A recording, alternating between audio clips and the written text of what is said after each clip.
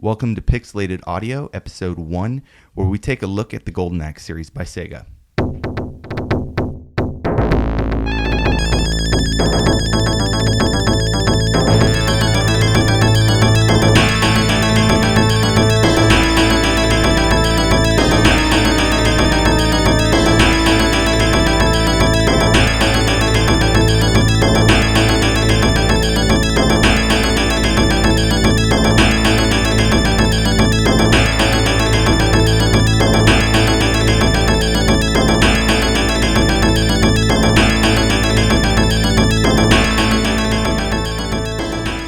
Welcome to our show, Pixelated Audio.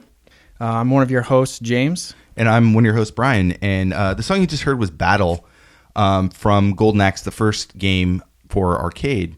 Basically, this show is something that, we've been kind of kicking around for a few years, actually. And we have this really strong love for video game music and retro gaming. Yeah. And so... we kind of kicked this idea around for a long time, like, we should do this podcast for video game music. And there was already some podcasts that were doing a similar thing, but it came to the point where we were like, there's something that we can still offer that's different, that's something that we can kind of, still show our love of video game music and play some stuff that isn't being played elsewhere, and maybe some stuff that has, and kind of take a look at some of our favorite titles and the way that we grew up remembering these games, and also our experiences replaying them. Right, and it's an opportunity for us to dive a little deeper into a world that we already are passionate about. Yeah, so if you're listening, chances are you have a very similar passion, and it's something that you'll probably enjoy. So, anyways, before we get too deep into some of the music, today we're going to be talking about Golden Axe series from Sega. And it came out in 1989 for the System 16B. And what we're going to do is we're going to focus on Golden Axe 1, Golden Axe 2, Golden Axe 3, and The Revenge of Death Adder.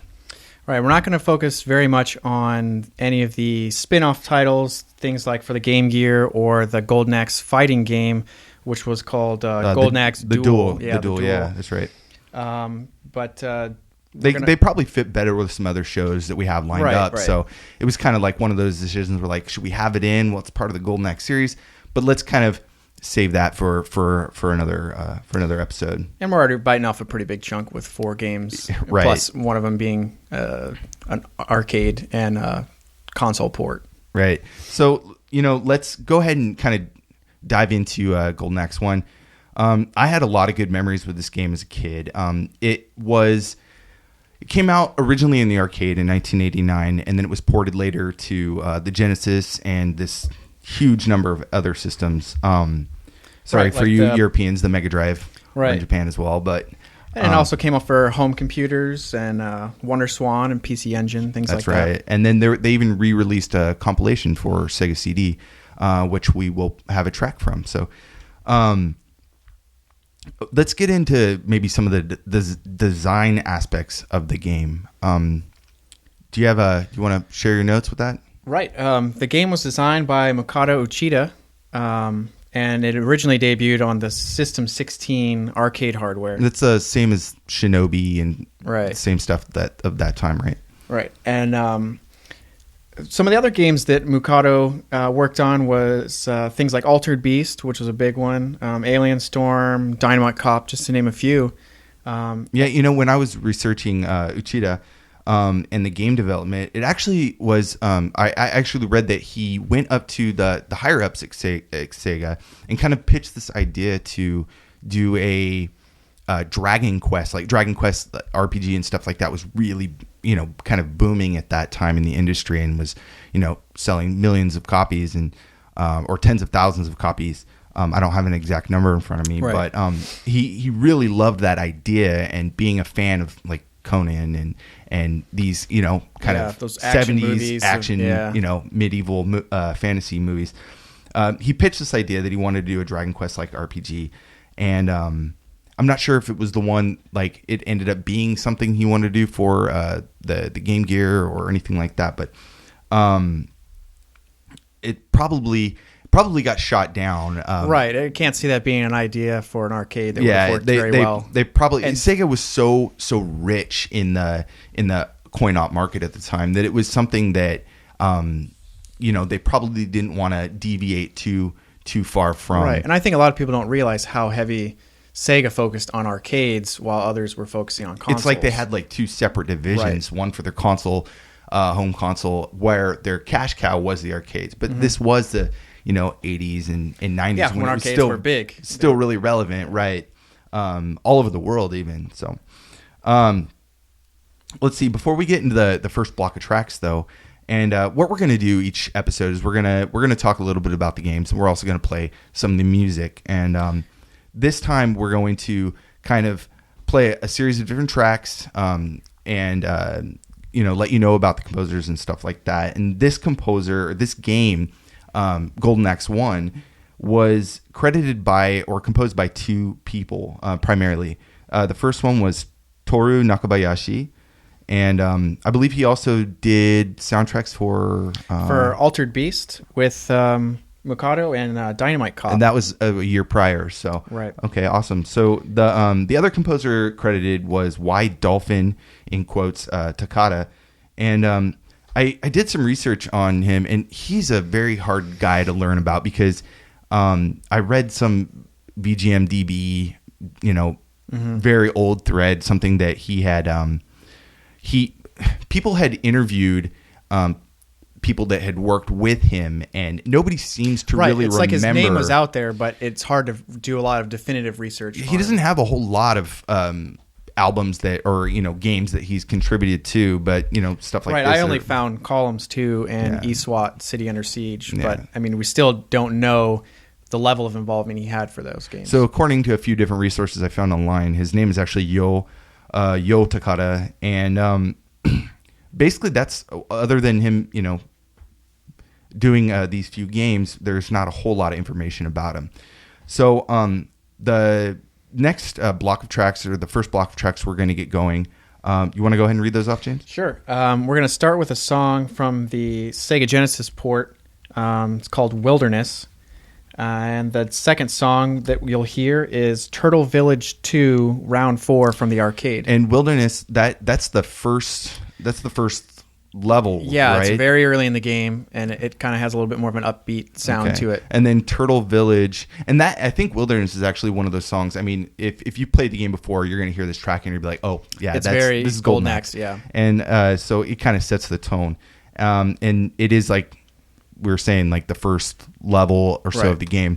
Well, this is a good soundtrack that has a cohesive sound throughout the whole album. It sets the tone for, and it has this really strong, like kind of underlying, like kind of like a drum beat, like bass, this drum percussion kind of thing going on throughout the whole thing, almost like a march, and then the next track, what was that? Turtle Village 2. Turtle Village 2. I think that one comes in right towards the end of the second area, because in the game it has very clever level designs, right? For as basic as the game kind of is, and I think that's the second level. Yeah, you leave the wilderness and then you get on to the back of a giant turtle that has a city on its back, and it is like a moving city, which I thought was a really clever idea.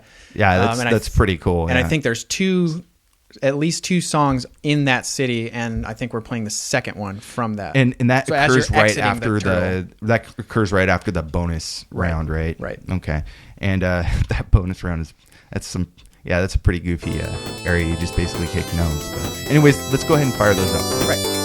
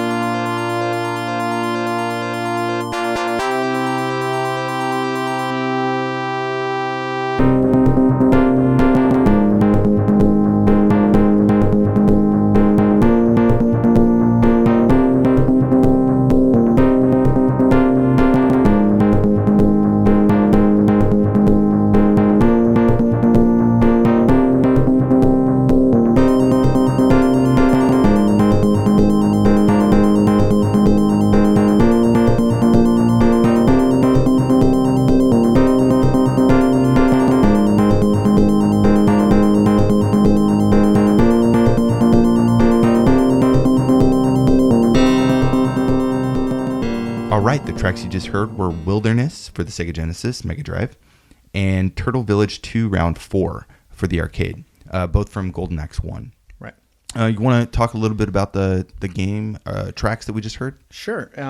As you may have noticed, the Wilderness track actually is it's kind of an upbeat song for a barbarian sword slaying type game. Yeah. And I feel like since it shows up so early in the game, it's kind of like you're excited to go on this adventure to avenge your family. It definitely sets the tone for the entire game. It kind of keeps you. I mean, and for Coin Op 2, a lot of people would pop in a quarter and start playing and maybe never get to the next round. Right. So that first track was really very good. important to kind of pique their interest and keep going, with it and want to keep playing.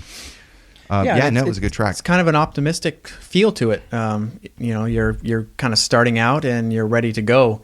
Whereas in Turtle Village 2 Round 4, I feel like it starts to get a little bit more somber. Kind of like maybe this adventure is not going to be as easy as you thought it was going to be, and this is already you're in the second level of the game. Yeah, so for a lot of people, this may be about as far as they're going to get. Yeah, they run out of quarters by this point. But it has that kind of those kind of synth sounds like in the back, the don don don, and right. I think that's really rad. Like I could kind of listen to that quietly all day long. That's pretty rad. The Turtle Village 2 track, Round 4, is one of my favorite tracks from this album. Yeah, definitely. It has this real big progression of kind of a build-up, and I really like that. So kind of getting back into Golden Axe 1, the game, the story takes place in this land called Uria. It's this high fantasy medieval world. Yeah, it's a very Conan-like... very it's basically dangerous. Conan unlicensed version, and right. they didn't have to pay royalties on. Anyways, so the main antagonist is Death Adder, and he captures is it the king and queen? The king and his daughter. Oh, king and his daughter. Okay, yeah, and just a hostile takeover comes in, kidnaps him, and forces the country to follow him, or he's going to execute the king and his daughter. So okay, so where's the golden axe fall into place there, James? The golden axe is actually it's kind of it's like a relic of, it's like something special that this kingdom has. I guess it's a very special weapon and gives you powers, or amplifies your power or something like that. And he takes it over. So you don't play with a golden axe. So your characters don't have a golden axe, but the villain, he has it. He's taking it over. Yeah, and if you look at the title screen, actually, it's pretty interesting because the kanji, the Japanese characters on there, it reads senpu, and senpu is literally battle axe. And inside the characters, it's really clever because they added like a broadsword, right. a hammer. So it still has the strokes of the characters. Was there an axe too? There's an axe too, I think. So, yeah. Yeah, so it still has a stroke of the characters and everything, and it's pretty clever. But it doesn't say golden axe, in the characters, right. but it's actually battle axe. But it's pretty clever how they did it because it was written in gold. So yeah. All right, let's talk about the characters a little bit in the game. Okay, Golden Axe gives you 3 characters to start with. You have Axe Battler, Tyrus Flare, and Gilius Thunderhead. They're all pretty generic, but they have different strengths and weaknesses. Right. Axe Battler, he is a barbarian that has a broadsword, not an axe like what you would expect him to have. Right. And he's a little bit more of the well-balanced character. He has a decent attack, like a melee attack, and he has decent magic.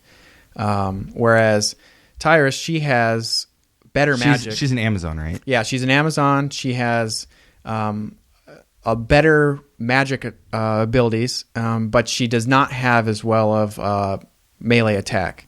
She's a little bit weaker than the Axe Battler. And then you have Gilius Thunderhead, who is a Axe-Wielding Dwarf. Awesome. Yeah, no, he's I always, like when I was a kid in the arcades, he was always the one that I picked.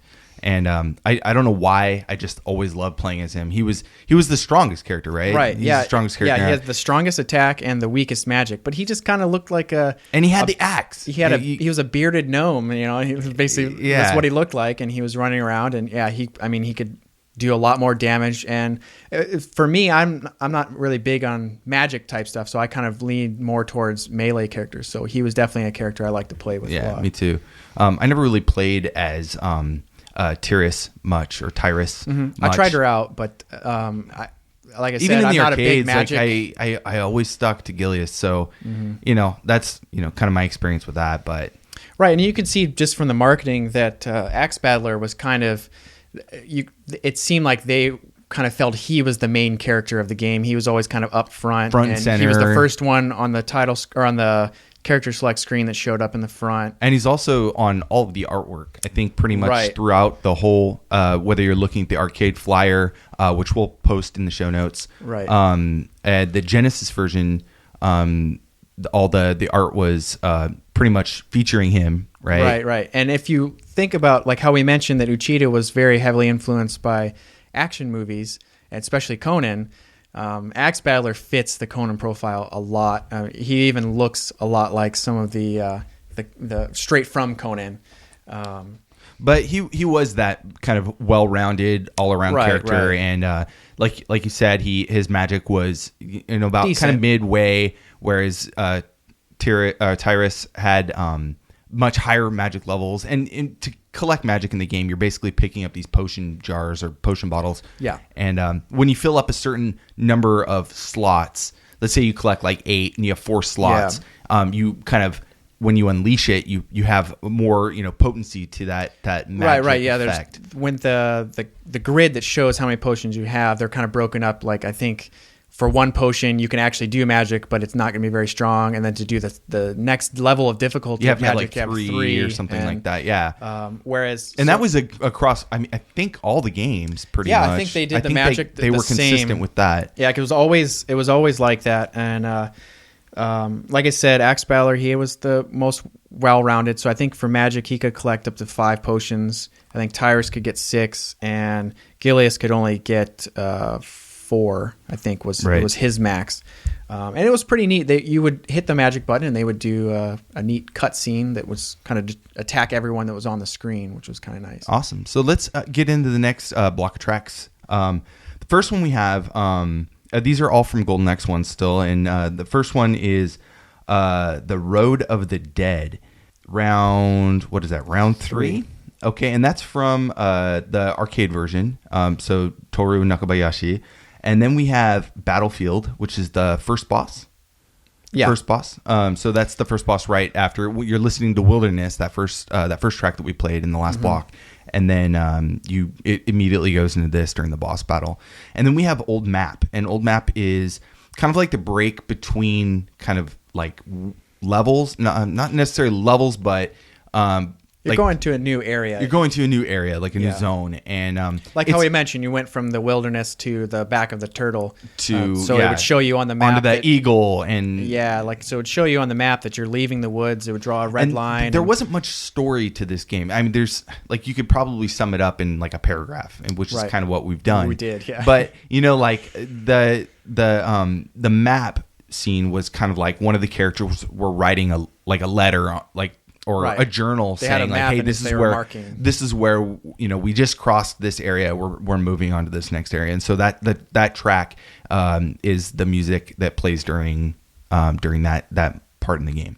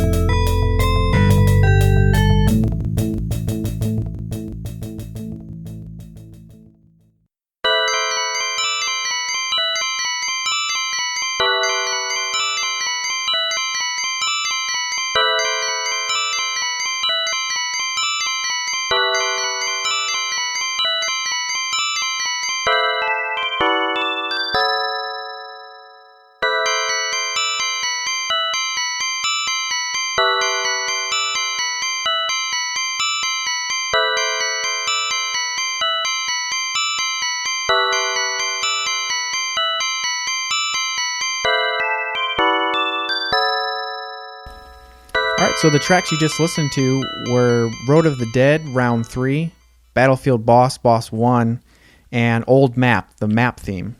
Awesome. So what are your thoughts on those tracks, James? It's a pretty good block with a lot of variety in between the tracks. The Road of the Dead, the sound definitely, I feel, fits with the title. It has a lot creepier feel to it, and it's kind of where you first run into like the skeletons. And yeah, I think, and too, right? Which you find that they're not fun to. They're like harder than the bosses at most of the time. They have the same moves as you. They have the running charge attack and the I think they can pick you up and throw you and stuff like that. Yeah, and hit you over the head. And they also, you have to kill them twice. So and they take a lot of damage, and once you kill them, they break apart and then they reassemble. So. Yeah, and then we got the Battlefield boss, which is pretty cool. It's got this really like ominous bass, kind of throughout the whole track, and with kind of these highlights of trumpets and stuff every now and then, kind of fade in and out, and then it has this kind of syncopated hi-hat hitting going on in the background, and I think it's a pretty good track, and it sounds like it's a good boss battle for sure. Right, it definitely fits with. It has a little bit of a different sound, a little bit more of an inspirational, epic feel, like you're in not a normal battle. Yeah, and then the map thing, I love that track. It would be a very good like pause select screen kind of song. Right, I almost wish it was longer than the 40 seconds that it has. Yeah, so it has these really cool kind of church bell kind of things going on. It still has that eerie kind of it's kind of sinister kind of sound to it, but it's a really cool and it doesn't have the same deep bass sound that a lot of the tracks that we've listened to have. So it kind of gives you a break, not only from playing rather than the bonus. Yeah, and that bonus track. Can we fire that up a little bit? Yeah, I think that would be a good one to listen to. The bonus track in this game, like we kind of mentioned, we kind of touched on earlier, is the only break you actually get in the game, right? Other than the map area. Other than the map area, and you want to explain it? I'll fire it up here. Yeah, it kind of hit me pretty hard. I wasn't expecting it because the game is pretty dark. Here we go. And this almost feels really silly. I mean, as you can tell by the music, it's pretty silly. Yeah. So after you beat the level, you find yourself at a campfire, and you're kind of lounging there, and it's dark. And all your potions are sitting around you that you still have from the end of the level. And then these little gnomes run in, and they steal them. And you're kind of like, oh no, like he just took everything. I need this. Yeah. And but then you have the opportunity to get back what you lost. They're running around like crazy. And then you can actually come out ahead, right? Yeah, so you can end up with more than what you started. Yeah, I think that was the intention, but it kind of gives you a little bit of a panic at first. Yeah. And it also gives you one of the few opportunities to gain health in the game. So I think in the second bonus area, you start seeing a green gnome, whereas before it's only been a blue one. And the blue ones give you magic, and the green gnomes, if you can hit them, they'll give you health. But unfortunately, for when I played, I already had full health when I would run into the green gnome, so I didn't really get to benefit that much. No benefit there, but at least you got to maybe walk out with some extra potions, right? Yeah. Hopefully. Unless you were Gilius. Then you would have been maxed out early. Anyways, so wrapping up Golden Axe 1, we're gonna play just two more tracks for you, and the first one is Death Adder, and this is his theme music. It's the last stage, and this is from the Genesis version. And then we're gonna play Turtle Village 1, which is right when you first enter Turtle Village for the first time. So it's different than the first track we played, or the second track we played that was Turtle Village Round 2, or Turtle Village 2 Round 4. This is also from the Sega CD compilation. Right, so it's going to have a little bit of a different sound. Yeah, this was actually Redbook audio. So it's not using the same FM synthesis chip that the Genesis and the arcade use, the YM2151 for the arcade. It's actually Redbook. So we wanted to pick this track we wanted to play this track because it's, even though it's Golden Axe 1, it's still different than the other. It has a different feel than the other ones. Right. So let's go ahead and fire that up. Once again, this is Tohru, Nakabayashi, and Dolphin Takada.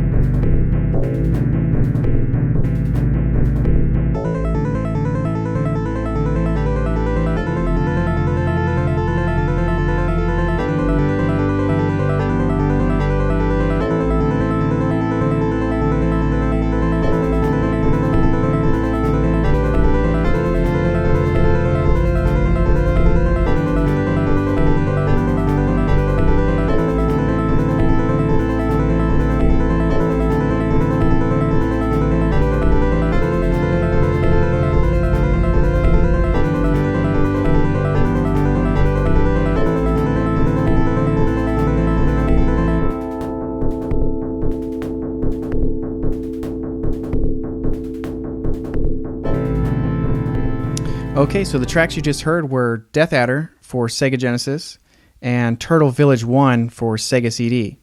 I really felt that the Death Adder track was a really good track for an end boss type battle. Right, and I think the Genesis version was the only, and the PC one, right, was the only one that actually Death Adder wasn't the final. Wasn't the final boss. Wasn't the final boss. Yeah. So what you do is you would face Death Adder, and then right immediately after defeating him, spoiler alert. If you haven't played the game, spoiler alert. But anyways, after defeating Death Adder, you would immediately go in and fight Deathbringer, which was his mentor. Was his mentor.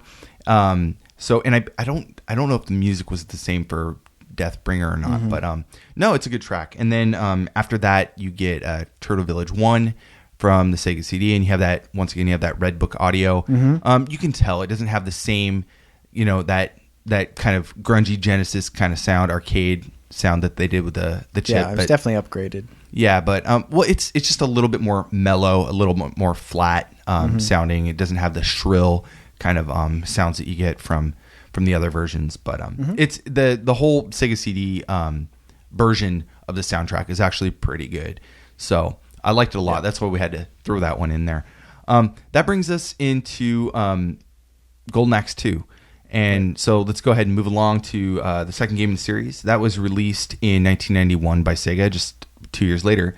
And the composer for this game is actually a pretty heavy hitter, right? So this is Naofumi Hataya. And has quite the list of games to their name. Yeah, so we got, of course, Golden Axe 2, Golden Axe 3. We have Nights into Dreams for the Sega Saturn. Yeah. Along with Burning Rangers, which we're definitely going to have that's a another full, great one. That's going to be a full episode sometime on Burning Rangers, because that game is just too amazingly awesome. So, and then also did a lot of the Sonic games. A lot of Sonic 2, Sonic CD, even more modern ones like Sonic Colors, Generations, Lost World, and even the Mario and Sonic Olympic games that are... Was that for the Wii version? Was that the London... I actually did both. So he did all London of them. And the most recent one. All right. That's awesome. No, so really heavy hitter for this soundtrack. And the sound is very good in this game. So we're going to go ahead and get into those first tracks. And we have, let's see, on here, we have 3 songs. The title theme... Dark Guld's Chamber and Ravaged Village. And these are all from the Genesis version versus the Mega Play, which was actually ported from the Genesis to the arcade. Right, so it went backwards, or in reverse this time. It was primarily made for the Genesis, and then it went to the arcades. Yeah, so let's go ahead and fire it off.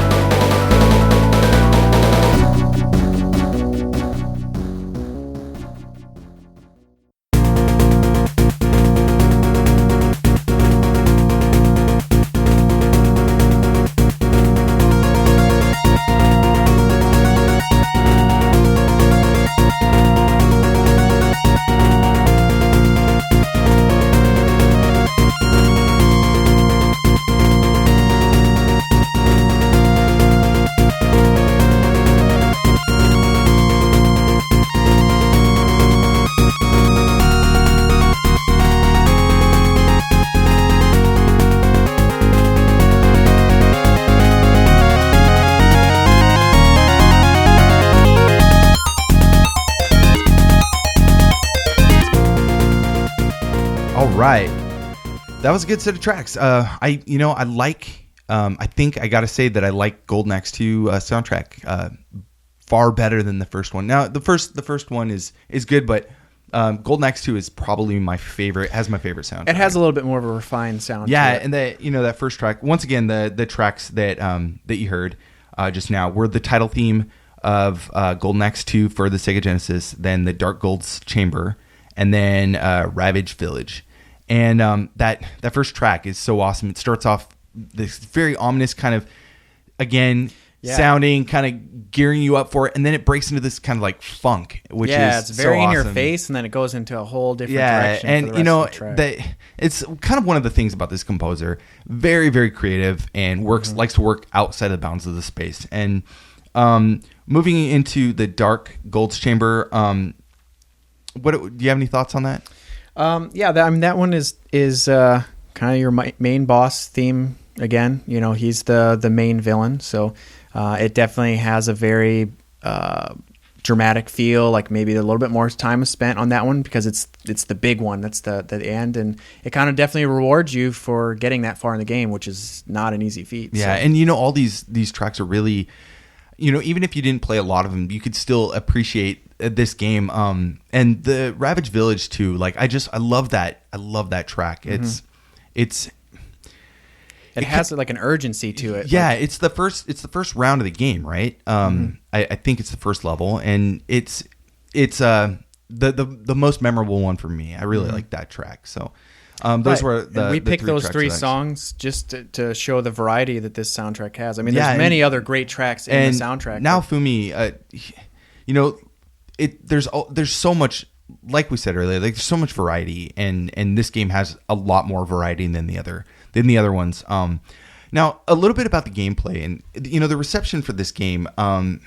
A lot of people it was kind of half and half. It was split, right? So you had some people who are like, okay, this game is the same kind of game. I mean, really it is. Like you have the three characters to choose from. The same from the first game. You have the same, weaknesses, strengths of the characters, and the same kind of magic system around them. No additional moves. Now, really, I had a few notes actually, because when I played through this game recently, I actually felt that it's actually a much better game, even though it is, well. And I could see why people are saying like, oh, it didn't really do anything new, and it didn't. But at the time, I think at the same time, I think they kind of refined some of the things. Like in the first Golden Axe, like if you hit A and B or attack and jump at the same time, you do this kind of backswing kind of thing, and the problem with it is it takes long to execute. It's not really that effective, but they changed it for this one.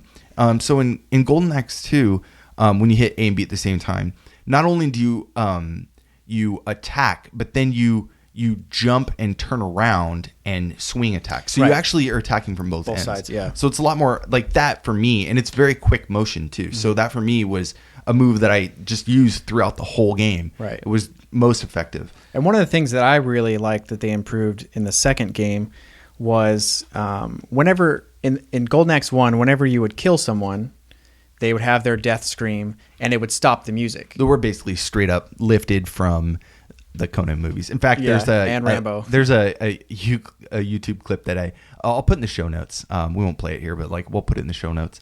We'll put a link to it, and you can see it kind of shows the difference between the ones that were in the arcade version versus Rambo, and it's definitely the same sound. Yeah, and like I said in the first game, when you'd kill someone, the death scream would stop the music. And so, I mean, and you're killing guys constantly, so it gets kind of annoying. In Golden Axe 2, they fixed that to where the music continues to play, and you got guys dying. I didn't notice that. It was something that irritated me instantly from Golden Axe 1. So the music would cut out and then go back in. And it would be like silent, and you hear the scream, and then back to the music. It was only on a mono amplified stereo, I think, for the arcade anyway, too. And I'm not sure if it was for the Genesis or not. Well, it was just the Genesis. The arcade didn't really seem this is for Golden Axe 1. So, so that was the only block, actually, that we have for Golden Axe 2. And then we're going to move on to Golden Axe 3. We only have 2 tracks because... Well, let's face it. Golden Axe 3 was kind of a. It didn't kind of a do so sinker well, for and when I played a little bit of it, and it's very bland. I mean, this do you have the release date? 1993. Was it 93? I mean, So this is it already was- 4 years. Yeah, so I mean, and when you compare it to some of the other games that came out, if you look at just the console ones, there was definitely a progression. I didn't even play through it, But, to be honest, because it was like, here we go again kind of thing. Like, Right. I mean, it looked a little bit better, but yeah, there wasn't very much of a difference. And if you take into consideration all the different versions of the game that were out and the span of time, there wasn't much of an improvement. Now, there were different characters, right? Because Gilius made a return Right. in this. So this was the first game that didn't have the original characters, and you got a total of 4 characters, but only 3 playable. So Gilius is the only returning. But you can't play as him. Yeah, he's more of like a mentor. He kind of introduces, yeah. Yeah, And this game was only released actually in Japan, right? It never actually made its way out. Right. So, as far as I can tell, was it released on Sega Net or anything like that? I think it did come out on Sega. So Net. it was a download, kind of. If you one of the one of the few people that were excited one about of the it. 10 people that actually had that at the time, and I didn't, so I never played it.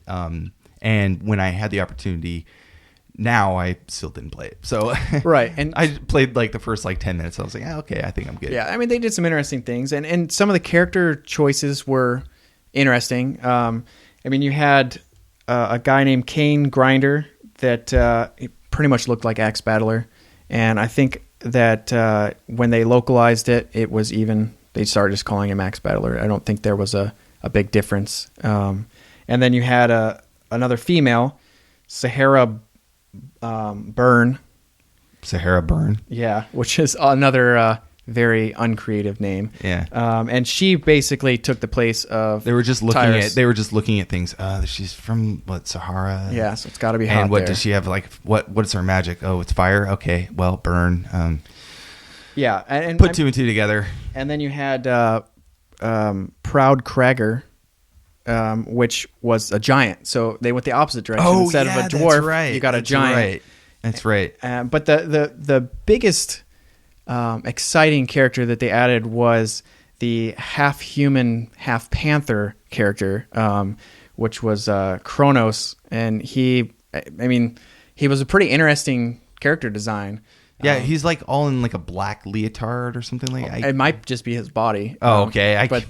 So he had a panther head, but more of a human-like body, and the moves were exactly the same as the other characters. Did he have a weapon, or was I think no? he He just used his claws. Just claws, right? Mm-hmm. But he was arguably the most powerful character because of his dash attack. This is a game. They also added additional moves. You could do combo moves. You could do. So they did refine it. You got blocking. You could do all kinds of different additional things. But the magic was roughly the same. Yes, I think that was this pretty much the same. They must have liked Sure. that. So I think it's time to get into some music from Golden Axe 3. We have 2 tracks coming for you. They're the only 2 that we're going to play from this game. They're Bloody Street, Stage 4B, and Death Mountain, Stage 5A. And once again, the composers for these tracks, Naofumi Hataya, Tatsuyuki Maeda, Haruyo Oguro, and Tomonori Sawada.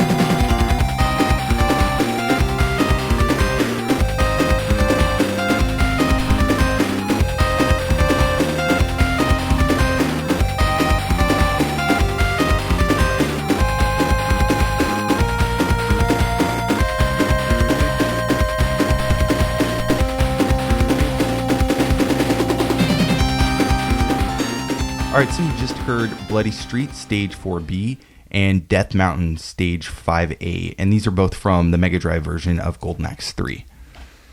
Any thoughts on those tracks? They definitely are a little bit different than what we've heard a little bit before, especially compared to Golden Axe 1. Yeah, with all these different composers, it's very, one of the hard things about, enjoying video game music is it's very hard to look up these composers sometimes. A lot of people aren't even credited, especially in the older titles. So it's hard to pick and find out who actually did what track or what track they, kind of combined their efforts on. But you get a very different style in this game than you do from the other ones. It's very fast paced. Very fast paced. And it doesn't really seem to fit with the other two games. Well, and it doesn't necessarily fit with the style of the game being a barbarian side scrolling, hack and slash game, whereas this feels like it could fit into a futuristic racing game almost. And it doesn't. I mean, they're great tracks, but they just seem like they don't quite match up with the And visuals. this came out in 1993. Right, 93. And this was one of those games that actually had the worst reception, I think, because already 4 years later we're seeing the same type of game. That the graphics are pretty identical, right. But I feel like even though the world, like the kind of scenery is actually worse than the previous games. I feel like they're like these really desert kind of yellow, especially that first level is very, very bright yellow, and there's not a lot of color, not even a lot of detail going on. Yeah, I mean, and it's, even though it's a bit of a different story, it's not very different in the same respect. It's not unique at all. It's a lot of the same. I mean, 1 and 2 were pretty much the same game, and this was a little bit different. They tried to be a little different, but it still wasn't very much. And that's why you hear that very kind of distinct difference between the first and second game versus this third. But the gameplay is very much the same. Now the soundtrack itself is very, very good. It's a good soundtrack, right. And it's very high action paced. It could almost be like a racing game. Yeah. But the game itself, unfortunately, just didn't hold up that well. If you do ever run across a version that you can play, I mean, try it out, see what you think. But yeah, I mean, if it came out as Golden Axe 3 was the first one, I mean, it probably would have had pretty good reception. In '89, yeah. I mean, it just didn't change at all. So. Yeah. So I mean, if you were gonna play any of the Golden Axe 1, 2, and 3, I personally say Golden Axe 2 is probably my favorite of those. Right. It's a little bit more refined, but it's really good. It's exactly. All right, and moving right along, our final game that we're going to cover today is Golden Axe: The Revenge of Death Adder. Now, this game is it actually came out before Golden Axe 3, but the graphical enhancements and improvements in the game were just superior to anything that had come before it. Because they switched back to the arcade hardware. Yeah, and the colors are much more vibrant. The sprite detail is just worlds better. Right, and they made the characters bigger, so they had a lot more room to play with designs and actually creative decisions. The music's really good. It kind of goes back to Golden Axe 1 and 2, kind of that sound. Right, it definitely fits the look of the game, the idea of the game a lot better than Golden Axe 3 did. Right. Do you want to talk about the gameplay a little bit? Right, I played this game and I really enjoyed it. It was a lot smoother. The controls were a lot better. And we'll put some we'll post some pictures along with the our show notes for this episode, so you can kind of get an idea if you don't have access to the game. All right, and it's nice to see the almost like a sequel to the first one with the Revenge of the Death Adder. And so you get 4 characters. They're all pretty different from any of the other games that we've played before. You have Stern the Barbarian, who fits the Axe Battler prototype. You have Goa the Giant, which you had a giant in 3, so it seemed like they kind of liked that idea of having someone that's really large and powerful. This came out before Golden Axe 3. Right. And you have Dora the Centaur, which I thought she was the most interesting character design because she was a centaur. I mean, we hadn't seen that in a game. We'd only had like kind of humanoids at this point, and Right. now they're kind of throwing in. Well, you know, the other thing about across the whole series, spanning across the whole series, the game is allows you to mount different creatures. One being like in the first Golden Axe, you mount these little kind of chicken kind of looking things that drill dragons. I forgot what they're called, but they're the same enemies that you fight in Altered Beast, so they kind of make a return, which is kind of like an Easter egg. But the centaur, when she mounts stuff, she does it a little differently than everybody else, right? So she, instead of straddling the beast that she's riding, her horse legs disappear, and she has human legs. And she rides the animal side saddle, so both of her legs are on the same side of the animal. And as soon as she hops off, her centaur legs come back. So I don't know if that was just a way to make it so that all characters could ride. It was probably just to kind of even the grounds so that everybody could, have something. But then there's another character, right, that brings us in. And he was probably one of the most interesting additions to any character throughout the whole series. His name's Little Tricks. Yeah, he's a young elf. And he looks like a cross between like a Super Saiyan Gohan with his blonde hair and big red cape like Tetsuo from Akira. But he's got that pitchfork. Yeah, and his face looks very much like Guile from Street Fighter 2. He's kind of got like a big brow, it seems like in the sprite. But he has a trident, and his magical ability. I like to think of it as a pitchfork, like he's like from the backlands kind of thing. Yeah. And so in his magical ability is the only character throughout the entire series that wasn't a damage-causing attack. It gave him health. So he would spawn these little apples that he would eat, and the other characters could eat as well if you were playing multiplayer, and it would actually give you health. So instead of attacking other characters, he would bring health. And in this game, they had amazing cutscenes when you would do your magic. Like when you do your fire magic, it would show villains, and they would be screaming, and their faces would be burnt off, and there'd be like burnt skeletons. And this is like one of those things. This game was so much more refined, and like we mentioned the graphics, and the sound is great. It kind of beckons to Golden Axe 1 and 2, and the animation, everything, even the combos. When you start a combo against an enemy, there's more dynamicism in each combo that you do. It's a little bit different. I mean, granted, there's probably only like 4 or 5 sets, but the game holds up very good. If you can find an arcade nowadays, and they actually have this game, I mean, now you're coming into the very rare chance that you're going to come across. But if you do, this game is definitely still fun, holds up. One of the other things that was really interesting about this game is as you're playing, you would come across paths where you could choose which direction you want to go. You could either head into a cave, or you could continue outside the cave, and you didn't go back to those areas. So there would be areas of the game that would be unexplored. So it kind of gave you a reason to go back and play the game again and see what was going on in those different areas, which I thought was really interesting. Since it wasn't really done in any of the games before. Yeah, so and the game, like we said, came out in 1992. So this is leaps and bounds over the previous 2 games, and I think made it pretty good. Had pretty good reception. And like I said, if I don't know if it's on any virtual console game systems or anything like that. I don't know. But if it is, download it. It's a great kind of beat 'em up for a few friends to play together. I mean, if you think from 1989 when the first one came out to 1992, in those 3 years, there was a huge progression in the game. I mean, and I think that's what people wanted. They wanted to see. They were kind of stepping into the next generation of arcade graphics and beat 'em ups. Right, and then you had 3 that came out a year after Revenge of Death Adder, and it was a total like barely different than 2. So. Yeah, so I think people were a little tired at that point, and already now Streets of Rage and some of these games that were off the hook for the time had already been out, and it's like why go back to something so basic and so like primitive actually. So that's why they probably didn't even bother bringing it here. The Mega Drive version, other than the Sega Net stuff. So we're going to play a few tracks from the Revenge of Death Adder.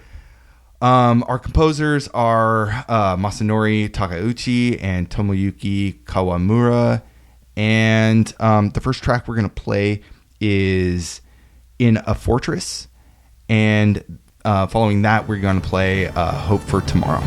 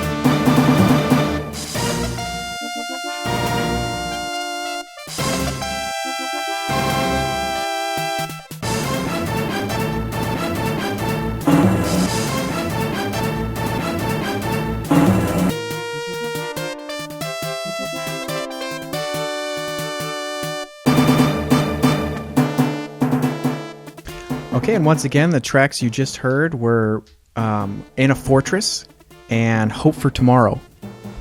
From the arcade Revenge of Death Adder. Mm-hmm. And so just kind of, conclude, kind of summarize everything we've talked about. We talked about Golden Axe for the arcade for Sega Genesis Mega Drive. Talked about Golden Axe 2, which was for the Mega Drive, Genesis, and then ported over to the Mega Play. And then we had some Golden Axe 3, and then the Revenge of Death Adder. If you were going to go back and play any of these games, which one would you recommend the most? I would say that I definitely want to go back to Revenge of Death Adder and see where down the paths. We should play that through together. Yeah, that might be a good one to make a playthrough video. Yeah, fun. Yeah. So, it's a great multiplayer. So yeah, and it like we were saying earlier, it holds up today, and it's a good game. I'd say Golden Axe 2 is probably another one that I think you should go back and play. If they re-release it, it'd be worth if it ever shows $5 up on Virtual Console, definitely, or something like that. So that about wraps up today's episode. So you can visit us online at pixelatedaudio.com. Feel free to leave your feedback or comments for us on the episodes that we post and the articles. You can also email us, and we're on Twitter at pixelatedaudio. And eventually we're going to be doing some YouTube playthroughs and commentating on those and having those posted on the website as well. In the meantime, if you would leave some feedback or rate us on iTunes, we'd appreciate it. And look forward to the next episode. Taking us out, we're actually going to take a step back from all the arcade and console games, and we're actually going to play an OCReMix track by Diggi D's. And the track, OCReMix.org, if you haven't been there, check out. I mean, chances are, if you're interested in this podcast, you're probably very much aware of OCReMix, but we can't plug it enough. It's a great website. And the there's some great stuff on there. Yeah, I mean, just tons of stuff. They release full albums and stuff like that they do for compilations. The track that we're going to play is from Golden Axe 2. He actually remixed the Battle track, and it's called Axe-Wielding Dwarf. Thanks again for listening. This is Pixelated Audio.